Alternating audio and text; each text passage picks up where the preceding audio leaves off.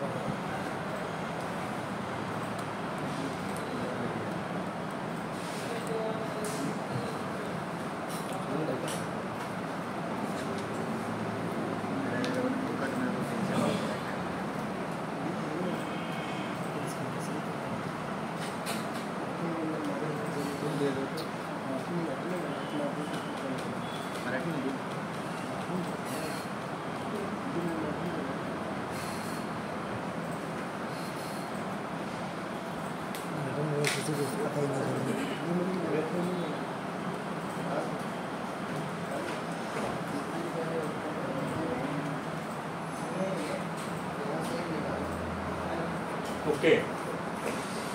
अभी हम जो लेने वाले वो थ्रेडिंग है। अभी समझेंगे M25 1.5 या 1.25 या 2 जो कुछ है वो थ्रेड है, तो उसके हिसाब से मैंने डिजाइन बनाया है। तो पहले तो हम कर देंगे उसको ओडी रफिंग और फिनिशिंग जो कुछ है। ओके, उसके बाद उसको मशीनिंग में सेट करके रॉ मटेरियल सेट किया,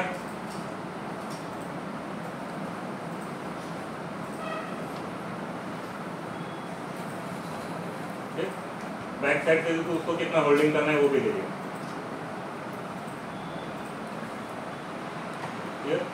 टर्निंग में गया, या बोलते हैं सिंपल रफ,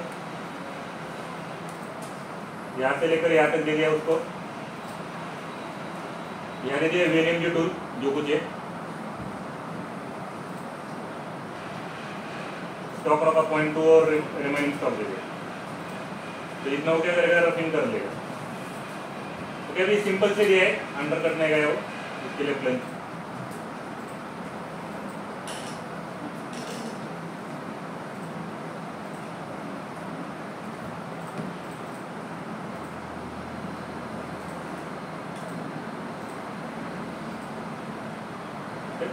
इसके बाद फिनिशिंग,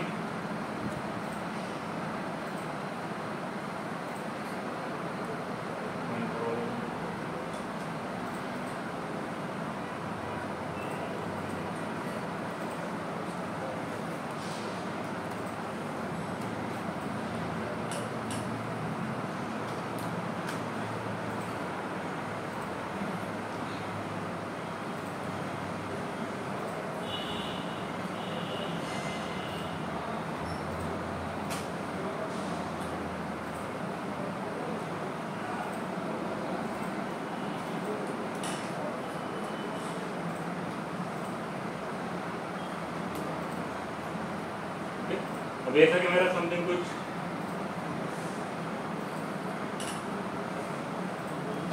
जॉब है। ओके, जिसको मैंने रफिंग फिनिशिंग कर दिया।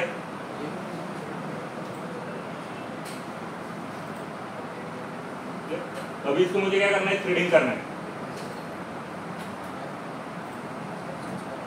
तो उसके लिए मैं जाता हूँ पहले थ्रेड में। ओके, थ्रेड में गया, यहाँ भी समथिंग मेरे को क्या करना है कि इंसर्ट सिलेक्शन करना है या वो टूल सिलेक्शन करना है। तो फिलहाल के लिए मैं बाय डिफॉल्ट अभी इसमें है वो टूल सिलेक्ट कर देता हूँ बॉडी के लिए। ओके, उसके बाद यहाँ टूल का भी इतना इसमें ये नहीं है क्या पर्टिकुलर तुम्हारा यूज होना चाहिए। इसका जो आउटपुट आएगा, मतलब जो अपना साइकिल है वो प्रॉपरली रहना चाहिए। और मशीन के ऊपर जब हम टूल यूज करेंगे तो वो अपने थ्रेड के हिसाब से चाहिए।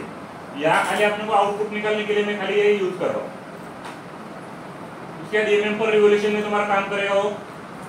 ओके, आरपीएम दे दिया समथिंग 500 600 जो कुछ आपको रिक्वायर्ड है।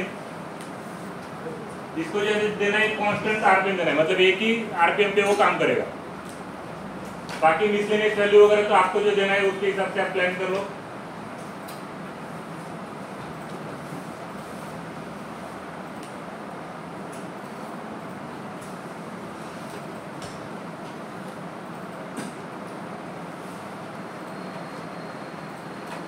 अभी इसमें पहले तो थ्रेड शेप पैरामीटर और थ्रेड कट पैरामीटर। ओके, तो शेप में क्या रहेगा, जो कुछ थ्रेड का डिजाइन है या जो कुछ डायमेंशन है वो रहेंगे, और यहाँ रहेंगे कट पैरामीटर। तो पहले मैं यहाँ कुछ भी इनपुट करने से पहले यहाँ जाता हूँ सिलेक्ट फ्रॉम टेबल। कहाँ जाता हूँ, select from table. Select from table में गया, यहाँ यूज किया थ्रेड का फॉर्म कौन सा है, मेट्रिक है तो मेट्रिक, यूनिफाइड यूनिफाइड, एक्मे है, स्टब एक्मे, अमेरिकन, एनपीटी, जो कुछ आपका थ्रेड का पैरामीटर रहेगा वो तुम्हें यहाँ सिलेक्ट करना पड़ेगा। तो अभी मैं फिलहाल यूज कर देता हूँ मेट्रिक। उसके बाद इस चार्ट में से अपना जो थ्रेड है उसको सिलेक्ट कर देता हूँ। V20 का 1.5 उसका पिच है, जो कुछ है उसका डायमीटर है 20, मतलब मेजर डायमीटर, इसको मैं सिलेक्ट कर देता हूँ। तो वो टेबल में से जब मैं सिलेक्ट कर देता हूँ तो यहाँ वैल्यू ऑटोमेटिकली अपडेट हो जाती है। ओके, अगर टूल पैरामीटर में गया तो यहाँ भी डायरेक्टली उसने फीड रेट ऑटोमेटिकली अपडेट कर लिया, मतलब यहाँ तुम अपना मैन्युअली दे नहीं सकते, जो भी कुछ तुम्हारा पीछे उसके हिसाब से वो ऑटोमेटिकली ले लेगा। मेजर डायमीटर, माइनर डायमीटर और थ्रेड हाइट, ये भी बाय डिफॉल्ट वो टेबल में से ही ले लेता है। अगर आपको पर्टिकुलरली चेंज करना है तो आप कर सकते हो, लेकिन मोस्टली बाय डिफॉल्ट वाला ही आप यूज करेंगे। ओके, क्योंकि थ्रेड का कैसा है, एक डिफॉल्ट सेटिंग है, उसके हिसाब से हम बनाते हैं। खाली इसमें हमें क्या चाहिए, स्टार्ट पोजीशन और एंड पोजीशन। तो स्टार्ट मेरा 0 है, एंड तक मैंने दे दिया समथिंग, यहाँ तक आ जाओ तो कितना है, -55 तक वो आ जाएगा थ्रेड का टूल। ओके, अभी ये हो गया शेप पैरामीटर। उसके बाद है थ्रेड कट पैरामीटर। इस थ्रेड कट पैरामीटर में यहाँ दो, इधर पहला ऑप्शन है एजेंसी कोड फॉर्मेट, मतलब आपने आउटपुट किस में चाहिए। तो यहाँ उन्होंने 2-3 ऑप्शन दिए। फर्स्ट ऑप्शन दिया कैन। तो अभी थ्रेडिंग की साइकिल कौन सी है, 76। तो कैन अगर मैं यूज कर देता हूँ तो G76 में वो यूज करेगा। उसके बाद है लॉन्ग हेड, तो ये क्या काम करेगा, G92 में काम करेगा। लॉन्ग हेड नहीं तो बॉक्सिस में से, नहीं तो G32 में। ये 2-3 तरीके हैं जब हम उसको थ्रेडिंग कर सकते हैं।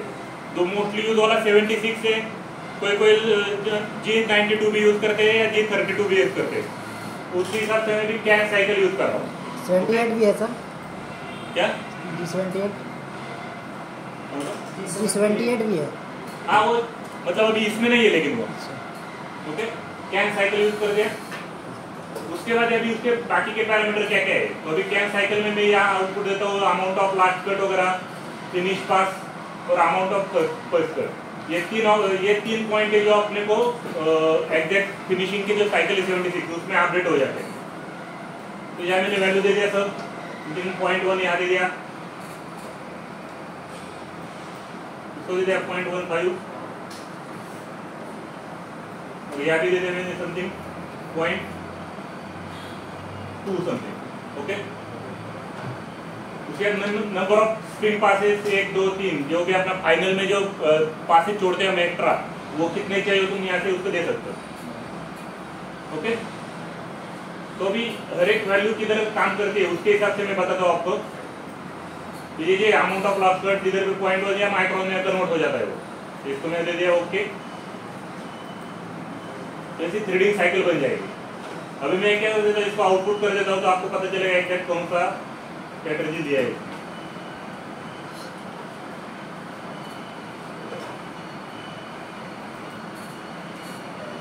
सेव कर दिया।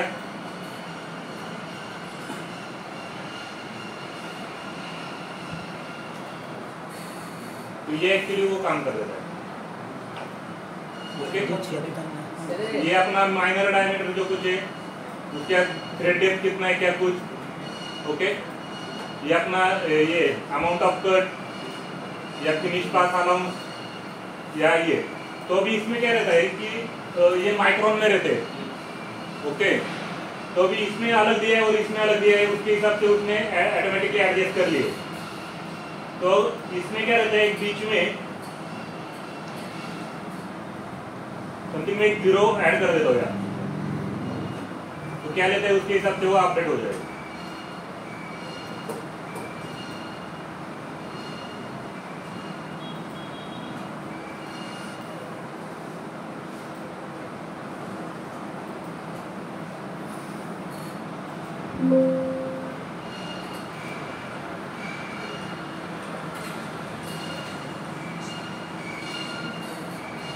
ओके, आगे क्लियर। तो भी इसके वैल्यू माइक्रोन में एग्जीक्यूट ले लेगा वो।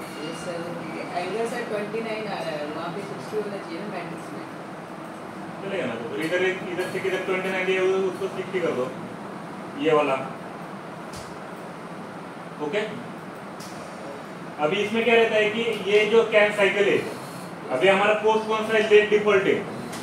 ओके, ये पोस्ट एज इट इज अपना मशीन के हिसाब से 99% तक लेता है, लेकिन हमें तो भी कस्टमाइज भी करना पड़ता है। कस्टमाइज करना पड़ता है बोले तो क्या है, यदि समथिंग कैन साइकिल वो 76 ले रहा है, तो क्या आपको दूसरा कौन सा चाहिए कैन साइकिल में, तो वो आप उसको पोस्ट में एडिट करके ले सकते हो। क्योंकि ये जो बाय डिफॉल्ट वाला, ये बाय डिफॉल्ट यही आउटपुट देता है। अगर मैं इसको कैन साइकिल से निकाल के दूसरा डाल देता हूँ तो क्या बोल दिया, तो अभी आउटपुट कौन सा लेता है?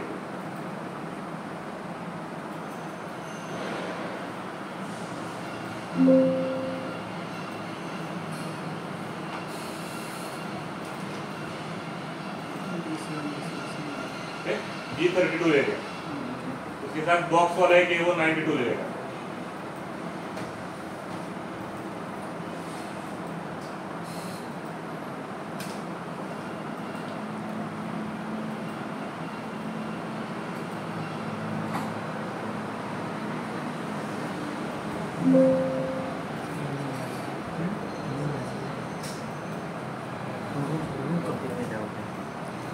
ओके, इसके साथ वो आउटपुट दे देता है। ही नहीं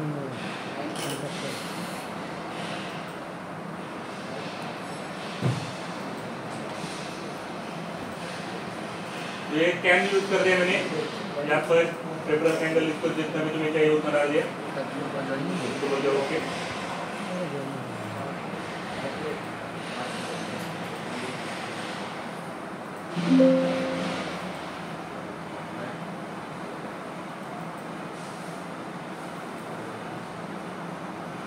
तो उसके हिसाब से वो ले लेगा। आ गया क्लियर? तो अभी इसके हिसाब से क्या कर लो, इसका प्रैक्टिस कर लो, तो ये होने के बाद हम कटिंग चालू कर देंगे।